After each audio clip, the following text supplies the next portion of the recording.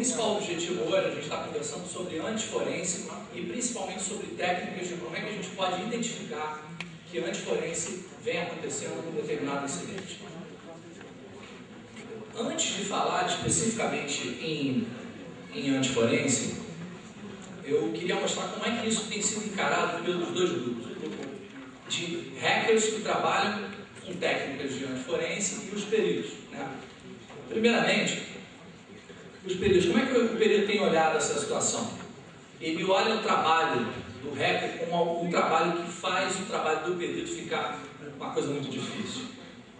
Ele entende que o trabalho do hacker é um trabalho de dar suporte a criminosos e também é um trabalho que ensina técnicas subversivas e que isso é extremamente negativo. Essa é a visão que a maioria dos peritos tem a respeito do hacker que trabalha com antiforense. E o hacker, ele não fica atrás em relação a isso. Ele tem olhado os peritos e taxados eles de script keys, de namers, de um cara que só sabe mexer em ferramenta.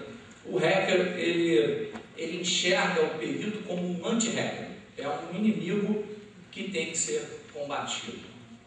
E eu me propus a começar esse nosso bate-papo falando exatamente dessa visão.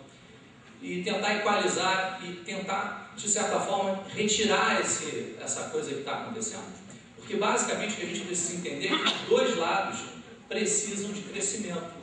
E o crescimento ele só vem quando a gente tem barreira.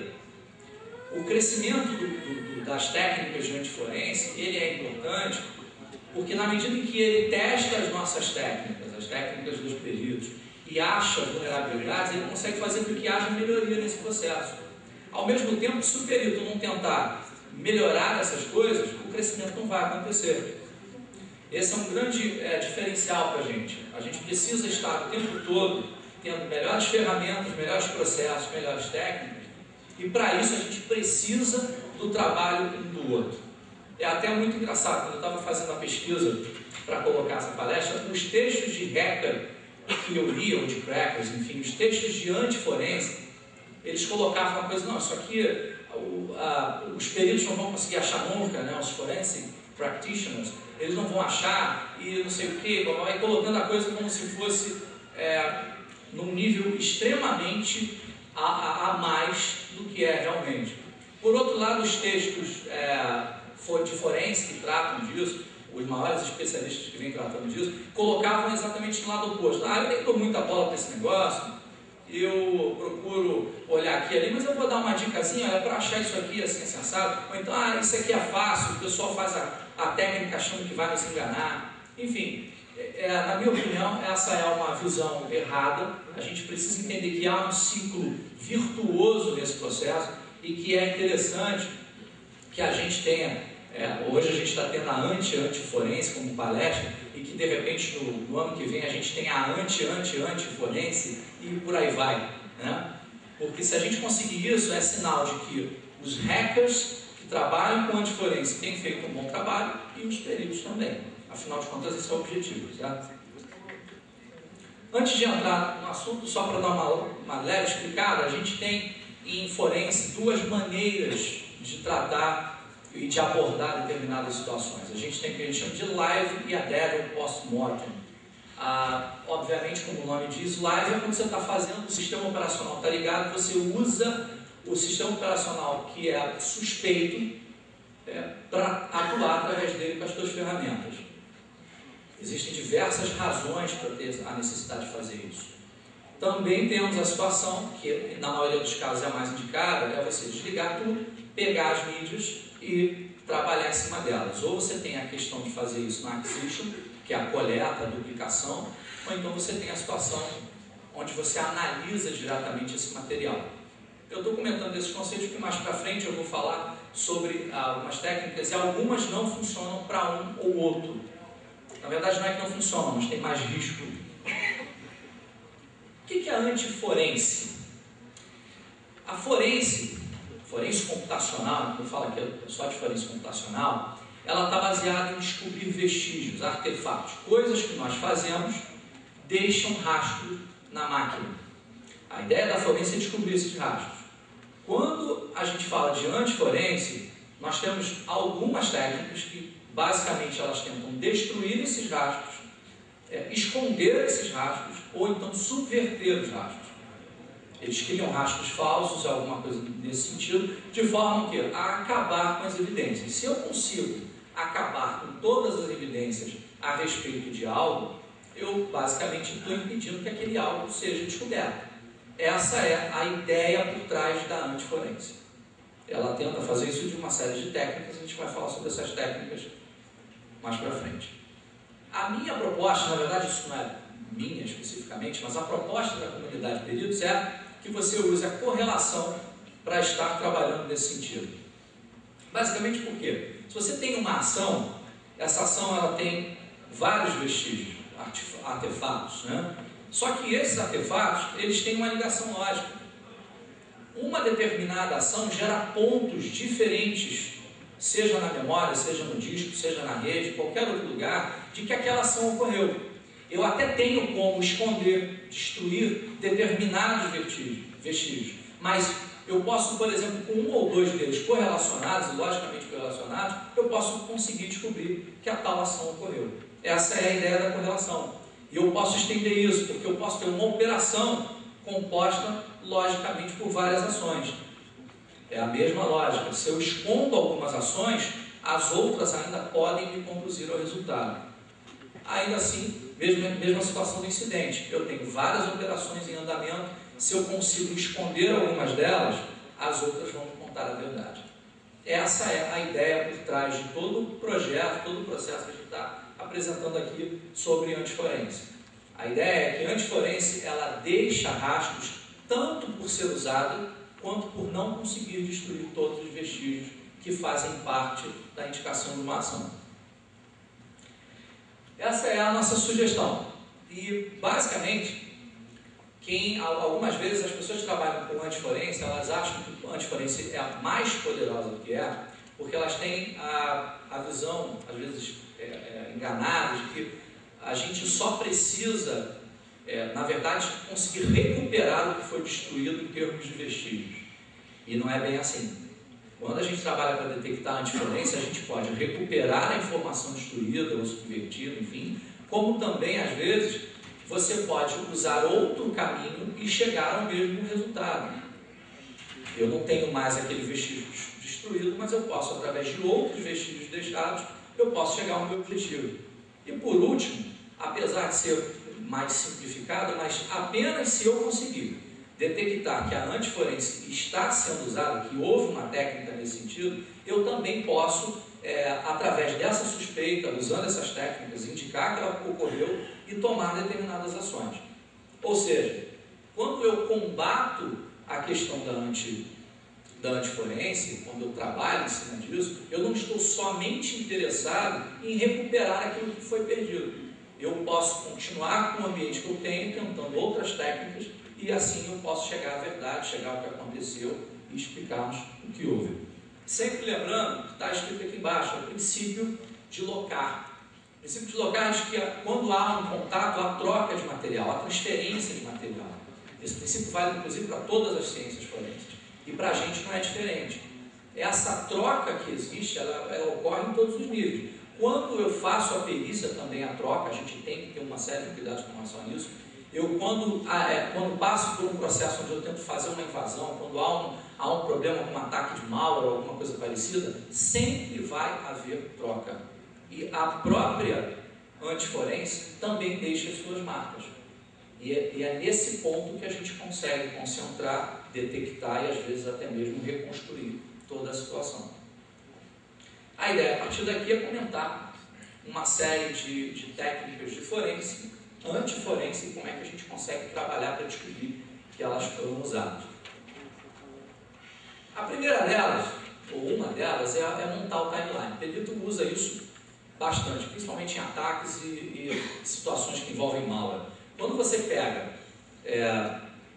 em termos de arquivo, existem vários atributos de arquivo que você consegue mapear a data da última transação dele, a última momento em que ele foi acessado, última modificação, data de criação, e você quer montar uma linha de tempo no teu sistema de arquivos de como aconteceu aquilo, você usa uma série de utilitários vão lá, captam esses atributos do sistema de arquivos e monta a linha do tempo. Essa é a técnica. A antitécnica, ou seja, a antiforense que é indicada para atrapalhar nesse caso, é você subverter esses atributos. Então, o que o pessoal faz? Ataca e nos rastros ele vai lá e muda determinados timestamps para fazer com que aquele arquivo tenha sido usado há muito tempo antes. Enfim, ele troca essas datas ou destrói as datas para que a gente não consiga fazer a dita timeline. E existe um programa para isso já pronto, o Metasploit Project, que é voltado para a antiforense, é um timestamp, funciona direitinho. Ele consegue fazer exatamente isso aí que está na tela. Ele consegue tanto setar uma data específica, você pode escolher uma data como o primeiro exemplo, como você pode zerar os atributos de timestamp, e aí fica meio louco, você fica com datas de 1601. Isso aqui inclusive varia, tem software que mostra essa data com uma outra data. Enfim, a questão é que ele destrói esse atributo. Como é que a gente consegue detectar que isso está acontecendo? Tem algumas técnicas. A primeira delas é que existem, isso falando de NTFS especificamente, até porque o timestamp é específico para NTFS, esse mesmo conjunto de atributos que eu comentei, ele é meio que duplicado. Você tem ele em dois atributos distintos do NTFS, que é o que está ali, é o CIA e o FN, o Standard Attribute e o File Name Attribute. O file name ele funciona de uma maneira não muito ortodoxa, mas enfim, quando ele é alterado, ele sempre é alterado antes do atributo standard. Então a gente consegue perceber se o hacker não prestar atenção nesse detalhe, a gente consegue perceber que a data desse atributo ela não está mais antiga que o anterior. E aí é um caso suspeito onde a gente pode mapear esse tipo de técnica. A outra técnica, um outro elemento que levanta suspeita é a questão dos milissegundos. Você pode reparar, até no meu exemplo, eu também fiz a mesma coisa, quando você procura fazer essa alteração de data para subverter, é muito comum que você vá até os minutos. Um ou outro vai até os segundos, mas eu diria que pouquíssimos, quando estão subvertendo uma data, lembram de ir até os milissegundos. Isso significa que ao escrever, ele vai escrever com os milissegundos zerados. Você tem pouquíssimas chances de naturalmente isso acontecer. Existem algumas, eu andei pesquisando sobre isso, mas em geral, se você pegar milissegundos zerados em todos os 4 atributos de hora específicos de timestamps, isso pode indicar que você foi alvo de técnicas antiforenses. Uma outra maneira também de detectar é você, em determinadas situações, conseguir pegar a data de criação do teu file system. Você consegue isso através do $NFT, do NTFS, e aí você capta aquilo. Data-horas anteriores a isso também são data-horas suspeitas. Principalmente se o arquivo for o que a gente chama de arquivo desconhecido.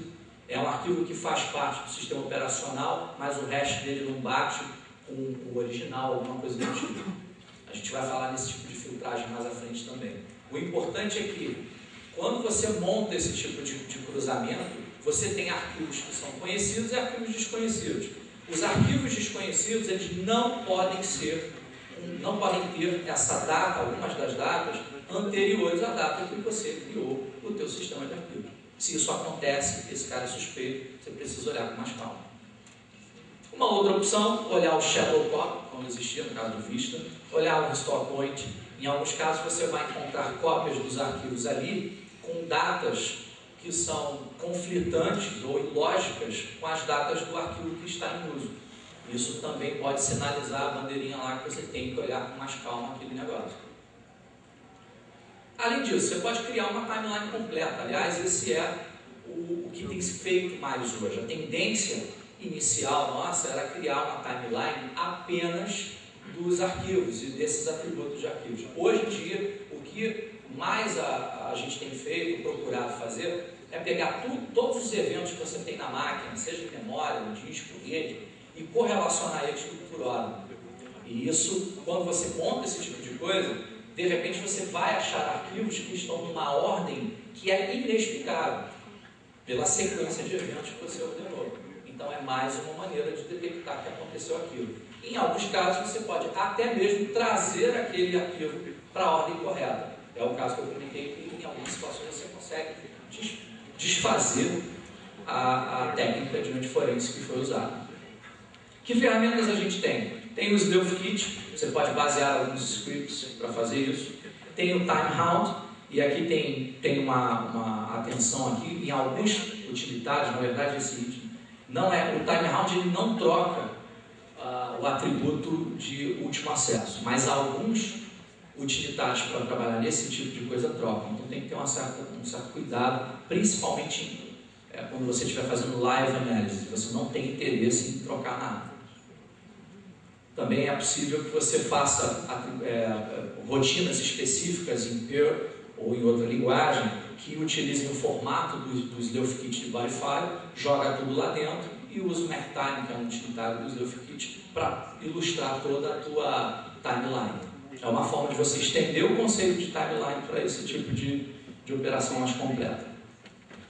Outra técnica de forense muito utilizada é você focar, usar uma espécie de filtro para focar a tua busca em arquivos que são adequados e voltados para o caso que você está trabalhando. Se você está trabalhando, por exemplo, em descobrir questões ligadas à pedofilia, você vai estar ligado a arquivos de imagem, arquivos de vídeo. Então você filtra isso e foca nesse determinado arquivo. O que é feito, uma técnica de antiforense, é você trocar o tipo de arquivo. Você tem uma série de maneiras de fazer isso. Você pode simplesmente trocar a extensão, de uma maneira bem ridícula, porque é facilmente pego, mas uma das filtragens mais prejuízo na nossa técnica é você trocar os magic numbers. Ou você pode destruir aquele tipo, destruir entre aspas, se você trocar por algo que não exista, ou então você pode, por exemplo, trocar um tipo de arquivo para o outro. É o que a gente mostra aqui. Você pega, isso aqui era um executável, o executável sempre começa por MZ, trocou o M pelo A, nenhuma ferramenta vai conseguir identificar esse cara como um executável. Fazendo isso, você tem uma técnica de antiforense. Aqui tem um outro exemplo, onde se você inserir MZ no início de um arquivo texto, esse arquivo texto vai ser identificado como um arquivo executável. Ou seja, eu troquei um tipo por outro. Com essas duas técnicas, você consegue você consegue tirar o foco quando um perito, um investigador estiver analisando a tua mídia. Existe uma outra forma de você também filtrar arquivos. É o que a gente chama de filtragem por hash set ou por hash.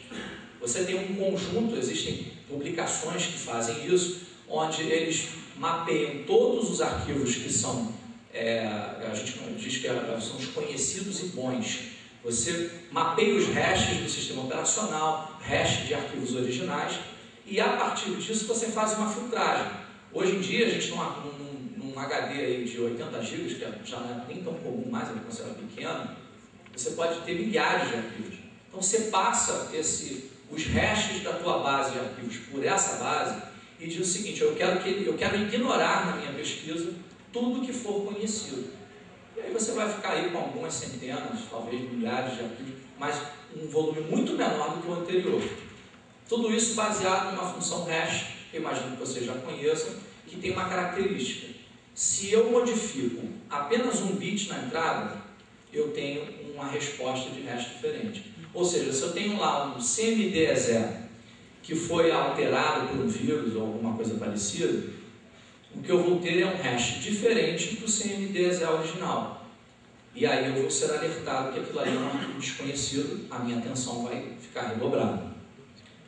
A técnica de subverter a técnica forense consiste em você pegar, principalmente para ponto E0, você pegar partes que não alterem o objetivo original daquele arquivo e modificar. Quando você faz isso, o arquivo continua podendo ser usado, no entanto o hash dele vai ser completamente diferente. O que isso acarreta na prática? O perito chega para analisar uma máquina, passa pelo filtro de hash e ele continua tendo uma quantidade de arquivos absolutamente enorme. Ele não consegue filtrar o trabalho dele. Nesses dois casos, aliás, eu esqueci de comentar, existe tanto para esse aqui quanto para o anterior, existia há um tempo atrás disponível um arquivo, um utilitário para fazer essa técnica acontecer, chamado-se Transmogrify, não sei por que foi tirado do ar, mas enfim, isso aqui seria um exemplo. Você tem aqui aquele disclaimer bem comum, né? Não posso rodar esse programa no DOS Mode. Troca o IN pelo ON, acabou. Esse arquivo, se ele antes era conhecido, ele já vai passar a fazer parte da lista de desconhecidos. Você aplicando um programa que faça isso aqui, essa mudança é muito fácil de fazer, e aplicando esse tipo de programa numa base, simplesmente você vai aumentar muito o esforço de investigação e o esforço de perícia. É uma maneira de aplicar a antiforense. Como é que eu detecto isso? A principal forma de detecção, ela começa com aquela bandeirinha de você suspeitar de algo. Existe uma certa relação percentual entre arquivos desconhecidos e total de arquivos. Quando você tem um número de arquivos desconhecidos muito alto e você desconfia que essa técnica pode ter sido usada, o que você pode fazer? Você aplica um outro conceito de hash chamado fuse hash. Atualmente a gente tem um utilitário chamado SSDeep que faz esse tipo de coisa. Então você tem de um lado uma base de hashes SSD, de outro lado a base calculada na tua máquina.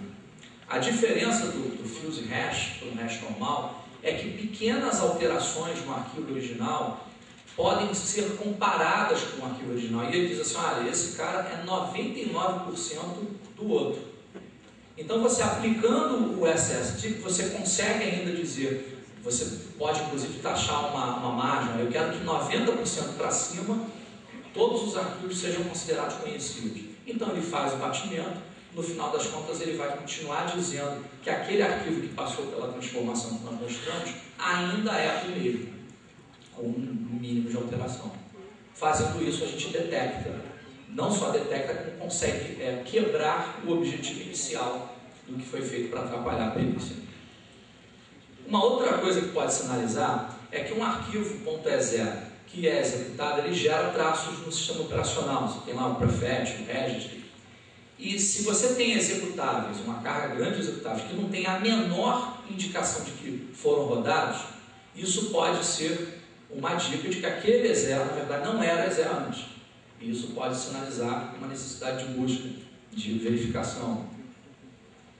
Um outro ponto, e aí vai que técnicas de antiforense, elas não são usadas só por atacantes para destruir a máquina das pessoas, elas também são usadas por uma pessoa que quer esconder algo na sua própria máquina. Um traficante, por exemplo, ele pode usar técnicas de antiforense, obviamente com apoio, ele pode usar técnicas de antiforense para esconder os documentos dele. Só tem um detalhe, ele, para usar o documento, ele expõe a técnica. Então, ao fazer uso, você consegue detectar que ele está usando determinadas coisas.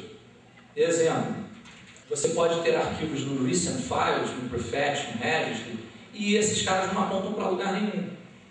Isso não é incomum, você pode ter deletado o arquivo, mas se você tem um volume grande de ocorrências desse tipo, aciona a bandeirinha da suspeita, vai verificar com mais calma. A questão também de você, no timeline geral, você ter arquivos executáveis abrindo arquivos que não tem nada a ver com o tipo dele. Por exemplo, você tem lá um arquivo, um utilitário qualquer de imagem abrindo um .dat, abrindo um .doc, quando deveria ser um arquivo de imagem, isso também vai gerar suspeita. Você pode descobrir isso pelo registro, também tem artefatos, você tem artefatos disso no timeline, também vai gerar suspeita. Agora, a gente tem uma dificuldade aqui, tentando até resolver isso, interagir com a NSRL, é que essa base Fuse que eu comentei, ela é super necessária para essa técnica e ela ainda não está disponibilizada. Ela já tem sido calculada há algum tempo, mas o pessoal da NSRL me falou que ainda não dá para disponibilizar e tal. E um camarada meu ele comentou comigo que se a gente fizer uma certa pressão, dizendo, eu preciso e tal, não sei o que, eles vão levar isso em conta para disponibilizar. É algo que vale a pena a gente batalhar junto. Ferramentas, SSD para fazer o fuse hash, MD5 chama de DIP e o resto do DIP aí para a gente fazer o hash puro. Aqui está só um exemplo de como é que muda. Você repara que no primeiro lá em cima, não sei se dá para ver porque está meio pequeno, mas lá em cima mostra que eu estou comparando dois arquivos que foram mexidos. No SSD ele diz que faz o match, ou seja, eu posso considerar eles praticamente iguais, enquanto que pelo hash você pode ver que são completamente diferentes. Isso seria uma amostra da aplicação das técnicas e da contratécnica. É muito comum, obviamente, que um perito use uma série de técnicas para levantar informações e verificar essas informações. Você tem arquivos suspeitos, uma série de coisas no teu dia a dia quando você está fazendo o trabalho. O que acontece? Você faz keyword search, por exemplo, enfim. Como é que eu posso me esconder no trabalho de perito nesse caso? Eu posso esconder a informação em blocos não alocados, eu posso criar bad clusters falsos, eu posso usar o slack space para colocar informação. Em todos esses casos, um usuário comum ou um perito distraído, digamos, ele pode não perceber e algumas informações muito importantes ficarem lá e não serem recuperadas. Existe também um projeto, um programa chamado Slacker, que faz esse tipo de coisa para ele ter FS. Quem não conhece o Slack Space, essa figurinha aí é muito conhecida. Você tem um espaço mínimo de alocação no sistema de arquivos, que é o cluster. Se você tem alguma coisa menor do que isso para alocar, o que fica no finalzinho é chamado de Slack Space.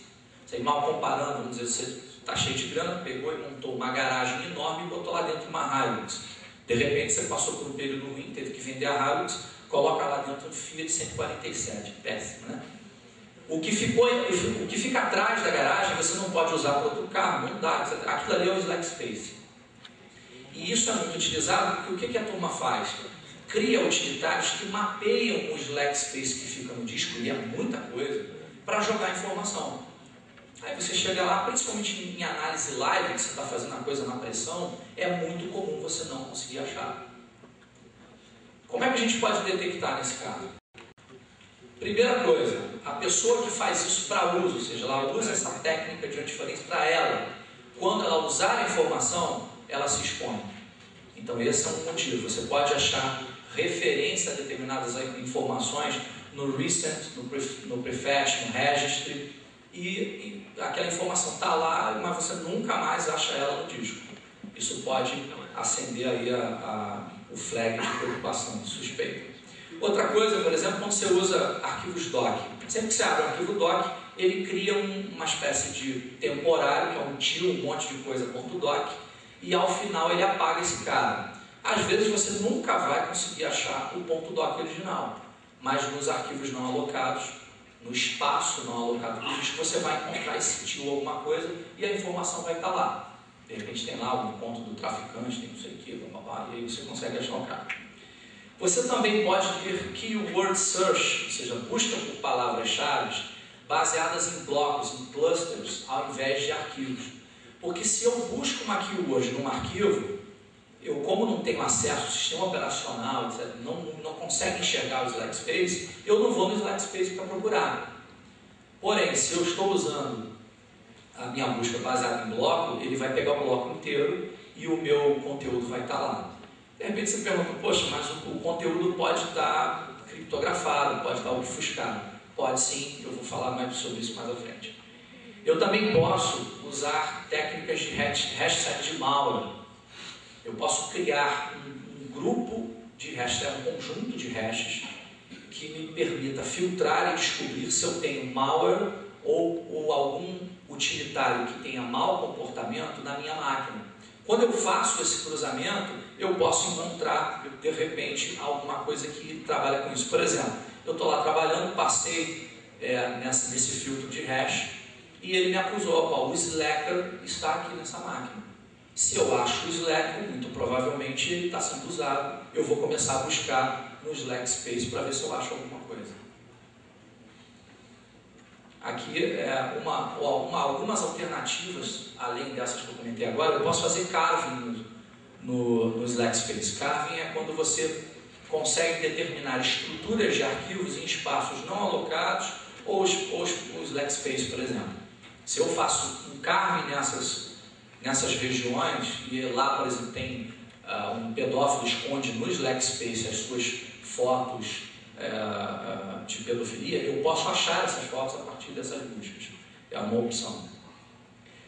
Além disso, com relação a qualquer conteúdo obfuscado ou técnicas de obfuscação para ficar fugindo, que é o caso que eu falei agora, tem um detalhe. O uso contínuo, ele leva à negligência. O cara usa um dia, faz tudo quanto é coisa para ter cuidado com aquilo. Usa no segundo dia, novamente, os mesmos cuidados. No terceiro, ele está com pressa, deixa de apagar alguma coisa. Ele esquece que fica também uma perninha lá no registro e ele deixou de apagar. E aí um dia alguém pega, vai analisar a máquina e apesar dele ter todo o cuidado com as técnicas de antiforense, ele deixou algumas coisas, algumas pontas soltas que a gente consegue localizar. Que ferramentas a gente tem? De novo, né? O Sleuth Kit, com as ferramentas de bloco. Temos as ferramentas de carne, que são essas que estão aí embaixo, e as ferramentas de hashset, usando o hashset da NSRL ou algo que você monte com ferramentas que você quer que sejam alertadas. Isso é muito interessante a gente está fazendo e montando. Outra técnica, log analysis, é quando você precisa analisar logs e a partir da análise dos logs conduzir o teu raciocínio. Isso inclusive é muito usado em invasão. Você vai lá para destruir essa técnica, para detonar com a técnica, você vai lá e destrói o log completamente, insere alguma coisa falsa no log ou então apaga determinadas linhas do log. Isso é muito comum, tem aí o utilitário wipe que vai fazer a limpeza, etc. E tal. Como é que a gente consegue fazer a indicação do uso dessa técnica de antiforense até chegar nela? A primeira coisa, novamente, correlação com o timeline entre logs. Existem logs que nós temos acesso quando a gente está tentando fazer determinada operação de invasão, por exemplo, e logs que nós não vamos ter acesso. Então, principalmente logs externos às máquinas precisam entrar no timeline, porque quando você montar essa correlação geral, o que você vai conseguir é a indicação de que algo aconteceu e que, por algum motivo, esse algo que aconteceu não está sendo mostrado no log. Aí você já, suspeito aqui, pode ter sido apagado. Outra coisa é que você também pode, no caso das pessoas que ficam sempre apagando, usando a antiforense para o seu próprio benefício, você pode achar no conjunto de ferramentas que ela tem na própria máquina instalada, algumas ferramentas que sejam para esse objetivo. Você vai lá e acha o wipe instalado na máquina dela, lá, disponível. Esse já é mais um ponto onde vai te causar suspeita para poder dar uma olhada nisso. Você também pode usar, por exemplo, prefetch, arquivos de registro. Eles podem indicar, vamos dizer que ela use essas ferramentas a partir de um pendrive e você não recupere esse pendrive. Ainda assim, na máquina, vão ficar artefatos, vestígios, dizendo, olha, isso aqui foi usado aqui. E aí, mais um ponto de suspeita para você poder pesquisar. Outro ponto importante é que hoje, há um tempo atrás, o dump de memória, fazer a aquisição da memória, era algo opcional, era algo que não estava sendo muito usado. Agora, digamos que virou praticamente uma obrigação. Todos os investigadores conseguem entender o valor que tem uma perícia para uma perícia quando você faz a aquisição da memória e pesquisa a memória. E aí você pode sumir com o que está no disco, você pode sumir com o que está no pendrive, mas às vezes o que está na memória fica lá gritando e dizendo, eu estou aqui, eu fui usado, etc. e tal. O que você faz? Monta o dump de memória, analisa o teu dump e você vai perceber vestígios ou de logs que foram apagados ou de programas que foram usados e que não estão em lugar nenhum da mídia da máquina que você está avaliando. Também é outro ponto que pode ser usado. Durante a tua análise, você pode fazer uma análise, tanto como eu comentei antes, né, uma análise post-mortem, uma análise ao vivo. Basicamente, as pessoas iam direto no disco para poder fazer o levantamento dessas informações. Aí o Metasploit, a parte de antiforense do Metasploit, ele sugeriu o seguinte, beleza, vamos fazer uma ferramenta que não toque, eu não precise tocar o disco em momento algum. Porque se eu não toco no disco, eu não deixo vestígio. É bastante inteligente a tentativa de fazer a antiforense nesse caso. Como exemplo disso, a gente já tem operando, inclusive usado em produção, usado em ataques e tal, o Meterpreter e o SandJuicer. Inclusive, eu até li um artigo usando o Timestorm também. Isso funciona mais ou menos dessa forma. Lembra aí o PWDump? Você conseguia baixar o SAN da máquina e a partir disso quebrar o SAN, etc. E tal. O PWDump, ele tem esse fluxo aí para você poder usar. Ele entra lá, baixa no disco, vai para cima, vai para baixo, no final chega no REST, captura tudo, vai para o disco de novo e leva ele remotamente. Ele deixa 1 milhão de vestígios. Aí qual é a proposta do Meterpreter? Junto com o SandJuicer, né? Ele tem um canal onde o código é injetado direto numa DLL, já está na memória, está rodando, faz o que tem que fazer, manda o resultado de volta e em nenhum momento tocou lá no teu HD. A tarefa de investigação aqui, se for levada no modelo tradicional, ou seja, olhar só o disco, ele vai chegar, olhar, caramba, não tenho nada, não sei como conseguiram entrar com uma senha válida, por exemplo.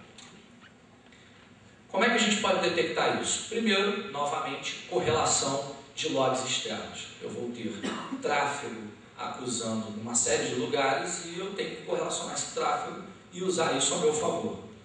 Principalmente com os logs externos, aí, proxy, firewall, web service, etc. E tal. Outro ponto é que a aquisição de memória, por conta dessas novas ferramentas, ela se tornou algo obrigatório, porque esse tipo de ataque a gente só consegue definir o que aconteceu pegando a memória e analisando. Inclusive tem uma turma que conseguiu mapear exatamente o que a gente comenta aqui. Essa turma da Mantiant, que é uma empresa americana, eles conseguiram mapear o protocolo que o Meterpreter usa e a partir disso localizar exatamente no dump de memória se ele foi usado ou não foi usado. Então é uma ferramenta chamada MSFF, você pega o dump e usa. Que ferramentas além dessa nós temos?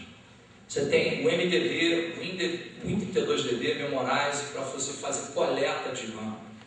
São todas ferramentas muito interessantes. Para analisar essas coletas de RAM, você tem o Volatility, Memorize e esse agora MSFF, que é bem específico, é quase como um plugin. Você vai, se não me engano, ele é em Python, roda ele te diz se teve ou não teve o uso do Meterpreter. E outra coisa que é bacana, tudo isso aqui é free, tudo é 0800. Você também pode criar Perl scripts que usem estas ferramentas e automatizem o teu processo. Isso é bastante interessante hoje. E algo também usado em antiforense, o tempo ele batalha contra o investigador, porque você tem um conteúdo enorme de informações para analisar e às vezes a pressão, seja do juiz ou seja dos diretores de empresa que te contrataram para investigar algo, você vai ter aquela pressão para você poder dar o resultado. E essa pressão pode levar até a negligência, às vezes em algum caso você não achar o que tem que achar. Automatize sempre que possível. Aqui é um exemplo do pacote do Meterpreter e ele localizado lá no dump de memória. Outra tarefa que é importante para a gente, não só no dump de memória, mas através de comandos e ferramentas, é você chegar num momento de incidente e fazer o levantamento dos dados voláteis. Isso é muito usado, inclusive, em técnicas de resposta a incidente. Só que isso tem um risco muito grande. Porque você, ao fazer isso e usar o sistema operacional, ele pode também estar comprometido pelo rootkit. A gente já viu aqui, falando com o pessoal mais anteriormente, dos rootkits, e eles são uma grande ameaça à coleta de informações, principalmente porque eles podem esconder determinadas coisas ou podem também se esconder. Você, quando estiver fazendo tanto a aquisição em disco quanto a aquisição em memória, você tem esse risco de estar levando para a turma, fazendo uma cópia, ou seja, um dump do disco, dump da memória, enfim, você pode estar levando uma cópia que foi previamente filtrada porque lá naquela máquina está rodando um rootkit. A gente tem inclusive um artigo do Balestre e do Rodrigo sobre isso, de rootkit de kernel, e como eles são extremamente perigosos e eficientes, conseguem se esconder, etc. e tal, nessa tipo de estrutura. O perito vai lá, leva tudo, está tudo contente, começa a fazer a pesquisa e não acha nada. E o rootkit estava lá se protegendo. Para quem não conhece o conceito, é mais ou menos isso aqui, ó. Ele está lá perguntando, tá tudo bem aí do lado, vamos passar cerco, vamos, o que você vê? Eu estou vendo um poodle. Não, mas opa, beleza, vamos dar bem, vamos pular. E lá do outro lado tem um bulldog feroz aí, vai arrancar um pedaço dele. Como é que a gente detecta isso? Você tem a melhor maneira de se detectar rootkits é você ir direto na dead analysis. A live analysis, se você tem a suspeita mínima da existência de um rootkit, você precisa fazer as duas. Você precisa fazer o dump de memória e precisa fazer a dead analysis. Em alguns casos você vai ter muita pressão. Tem empresas que não, meu ganho é todo pelo meu site, eu não posso botar o site para fora do ar. Só que como é que você vai detectar isso e até talvez convencê-los? Você vai ter correlações de logs, principalmente de logs externos, acusando determinadas atividades, mas essas atividades não aparecem em nenhum momento pela sua análise lá do disco. Você analisa e nada do que você encontra justifica o que está aparecendo lá do lado de fora. O que você imagina disso? Eu tenho um rootkit em ação. Então, nesses casos, você vai ter que mandar desligar a máquina para poder chegar lá. Nesse caso, desligou a máquina, você pode usar um antivírus, você pode usar um malware hashset, você tem ferramentas específicas que buscam por rootkits e essas outras ferramentas. A correlação eu já comentei. Agora, tem um grande detalhe ali. Ou eu tenho um rootkit atuando na memória, e aí no meu live analysis eu vou ter problema com ele, porque ele vai se esconder, ou eu também tenho, em alguns casos eu vi textos, onde ele, além de se esconder na memória, quando ele está dormindo no disco, ele também está obfuscado. Aí você me diz, pô, mas se estiver usando essa técnica, eu na minha dead analysis, na post-mortem analysis, eu não vou achar o cara. É verdade. O que você pode fazer, se você tem essa suspeita, para conseguir achar o rootkit? Você pode usar o Live View, que é uma ferramenta free, e montar uma máquina virtual e a partir disso botar a sua imagem por essa máquina virtual. Quando o rootkit entrar no ar, ou a sua suspeita, enfim, quando ele estiver rodando, se você estivesse tentando fazer o dump de memória pelos meios convencionais, ele ia se proteger. Aí o que você pode fazer? Vai lá e pausa a máquina virtual. Tendo pausado a máquina virtual, o arquivo dela de memória é um dump. Você simplesmente analisa o arquivo e aí você vai achar o maldito lá. Enfim, quando você faz isso, você consegue pular a própria técnica dele se esconder, enfim. Para isso você tem uma série de ferramentas que estão aí embaixo, são ferramentas de image acquisition, são duplicações tanto para disco, algumas funcionam para memória.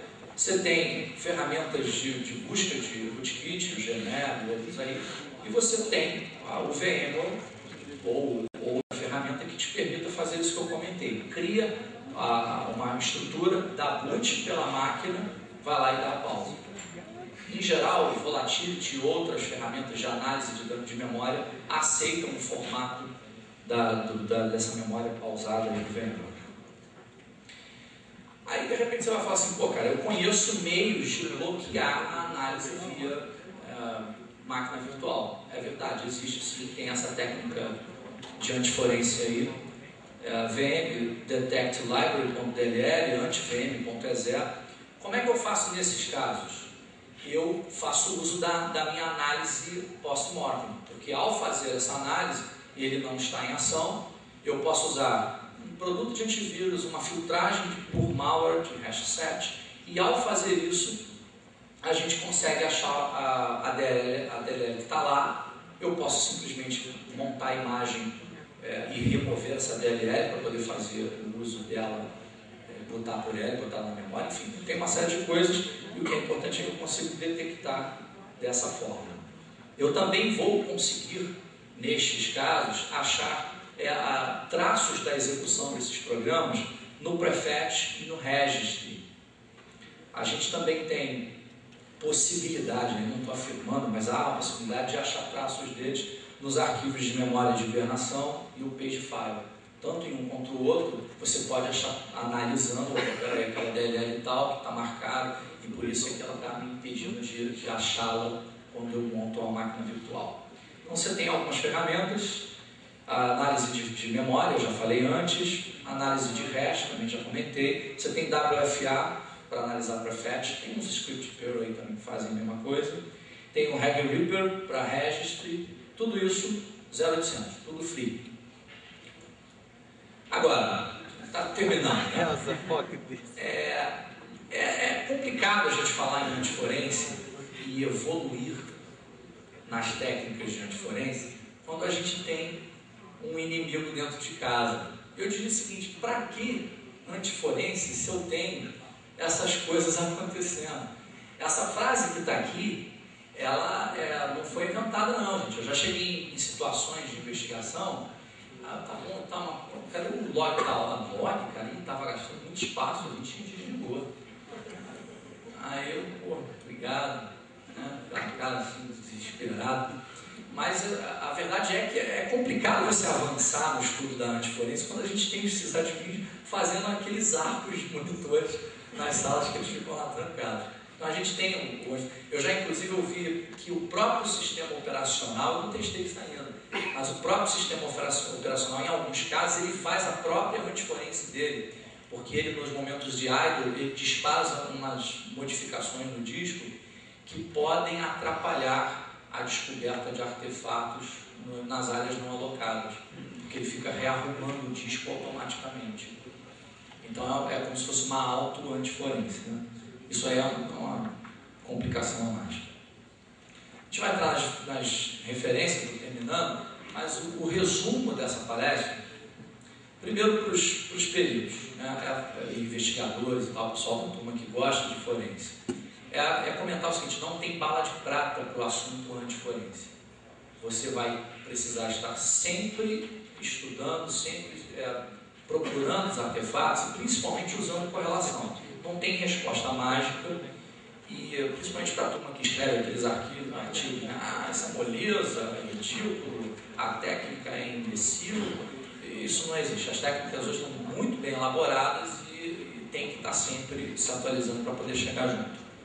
Por outro lado, para quem trabalha criando técnicas de antiforense e que acha que as técnicas, não, eu inventei um meio aqui que ninguém pega e tal, não sei o quê. Já me disseram uma vez que sniper não morre de velho, ou bandido, né? Sniper também não morre de velho numa guerra. Porque quando ele vai atirar, ele se expõe. E o que acontece é que a técnica de antiforense por si só, quando ela vai ser executada ou quando ela entra em ação, ela também precisa se expor. E é nessa que o perito pode pegar, se ele estiver atento, lógico. Tá bom? Aqui tem as referências da palestra, essa palestra vai ficar disponível depois, eu tenho certeza. Temos aqui o meu jabazinho, o meu blog, que é o forcomp.blogspot.com. Vai ser um prazer receber aí os valores ali de vocês. O de lá é um site interessantíssimo, as melhores conferências e tal. Postam os seus PPTs nesse site, a menina coleta, é o eevidence.info. Eu costumo indicar muito esse site para quem quer aprender as melhores coisas aí, as coisas mais avançadas e novas relativas à forense. E obrigado, pessoal. Valeu por estar aí me ouvindo e tal, aturar a fome, né? Sei que todo mundo vai sair correndo agora para o almoço.